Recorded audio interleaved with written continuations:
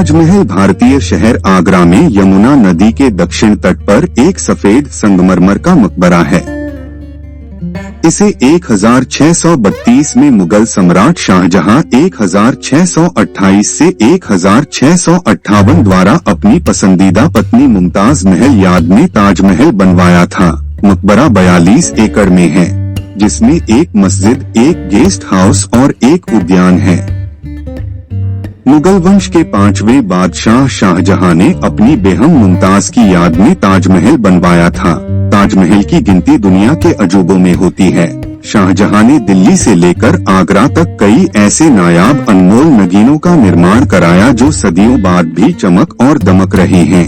आप आज इस वीडियो को आखिर तक जरूर देखना।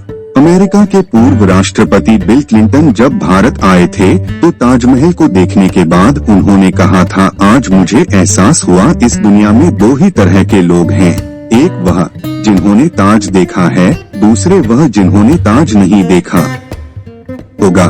इस दुनिया में एक से बढ़कर एक खूबसूरत इमारतें हैं, लेकिन ताज जैसी कोई नहीं, क्योंकि इसकी बुनियाद में एक बादशाह ने अपना दिल रखा है।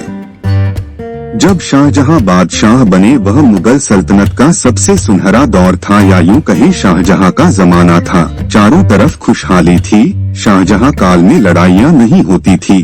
वह जबरदस्त शानो शौकत का दौर था। बादशाह को बड़ी बड़ी इमारतें बनाने का शौक था। उन्होंने मुगल वास्तुकला के साथ भारत के प्राचीन इतिहास को मिला दिया था। मुमताज शाहजहां की चौथी पत्नी थी, जिनसे शाहजहां को 13 बच्चे थे। उनकी मौत मध्य प्रदेश के बुरहानपुर जिले की जैनाबाद में हुई थी।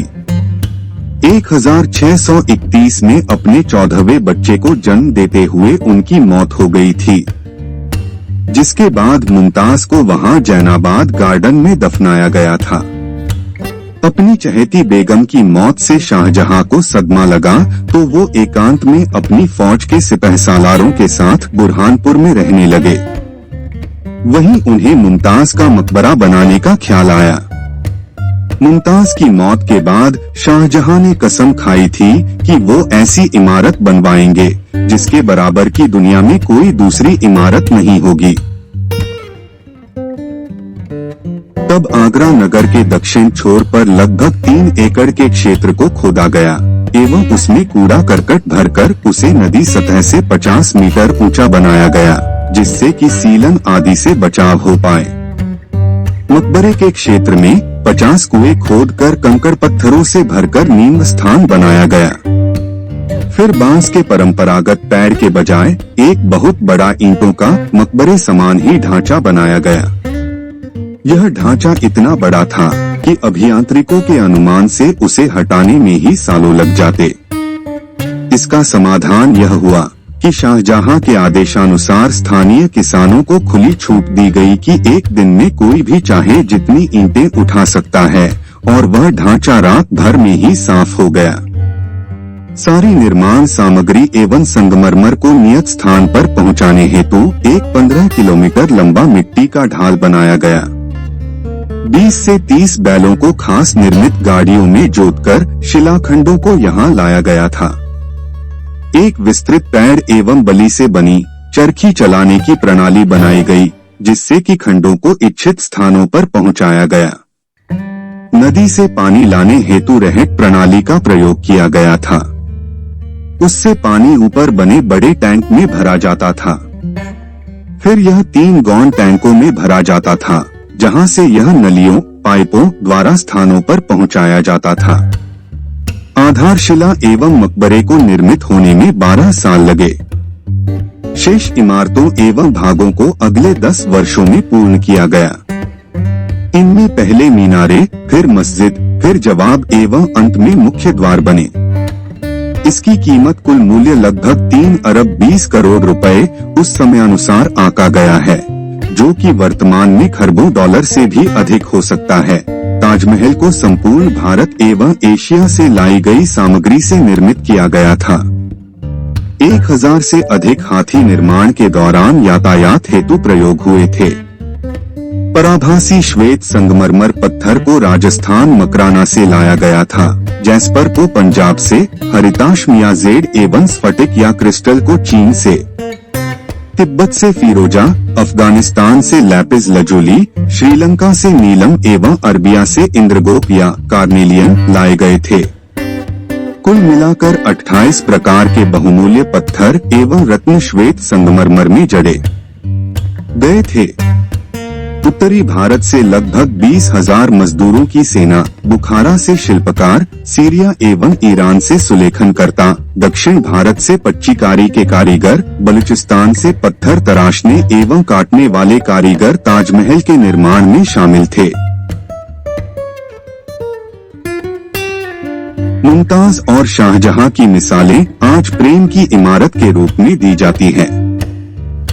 कहा जाता है कि मुमताज और शाहजहां दोनों की मुलाकात एक बाजार में हुई थी और उसके बाद दोनों की सगाई हुई थी। सगाई होने के 5 साल बाद 10 मई 1612 को दोनों की शादी हुई थी। कहा जाता है कि मुमताज ने मरने से पहले भी शाहजहां को अपने पास मिलने बुलाया था, लेकिन शाहजहां वहां नहीं पहुंच पाए थे। दिसंबर 1631 को मुमताज के शव को जैनाबाद की कब्र से निकालकर एक सोने से बने ताबूत में रखकर यूपी में यमुना नदी के तट पर बने एक छोटे से घर में रखा गया था। उस दौर में जब आज का कथित ताजमहल बनकर तैयार हो गया, तब उसमें मुमताज के शव को दफनाया गया। उस समय इस बुलंद इमारत का नाम मुमताज महल रखा गया, जो आगे चलकर ताजमहल के नाम से पूरी दुनिया में जाना जाने लगा। इस बीच शाहजहां का सारा ध्यान ताज को एक खूबसूरत रूप देने में लगा रहा। इसी बीच शाहजहां के ही बेटे औरंगजेब ने आगरा पर हमला कर अपने पिता को कैद कर लिया। शाहजहां से पूछा गया कि वह क्या चाहते हैं, तो उन्होंने कहा कि उनको ऐसी जगह पर कैदी बनाकर रखा जाए जहां से वह सीधे ताज को देख पाए, और उनकी यह ख्वाहिश पूरी कर दी गई। कैद में रहते हुए भी शाहजहां हर वक्त ताज को देखते रहते, और वही उन्होंने अपनी जिंदगी की आखिरी सांस ली। मृत्यु के बाद उन्हें मुमताज के साथ ही ताजमहल में दफनाया गया। एक दुखी बादशाह को भी अगर किसी ने गिरने नहीं दिया, तो वह मुमताज के लिए उनका बेपनाह प्यार ही था। जिस लगन से प्यार की अनोखी निशानी बनकर तैयार हुई, उसकी मिसाल आज पूरी दुनिया के सामने है। शाहजहां जानते थे कि यह दौलत, यह ताकत और यह शानो शौकत एक दिन सब खत्म हो जाएगा। उन्होंने सोचा कि कुछ ऐसी यादगार चीज बनाई जाए जो हमेशा रहे, और शाहजहां ने अपनी प्रिय की याद में ताज को बनवाया। आज बादशाह नहीं रहा, उनकी हुकूमत नहीं रही, और उसकी सल्तनत को भी खत्म हुए कई जमाने गुजर गए। बस एक ताज है जिसमें बादशाह की सदियों पुरानी प्रेम कहानी को खुद में संजोए रखा है। प्रकृति की गोद में चांद से जगमगाती यह भव्य इमारत सदियों से दो प्रेमियों के प्यार की अमर कहानी सुनाती आई है, और सदियों तक सुनाती रहेगी।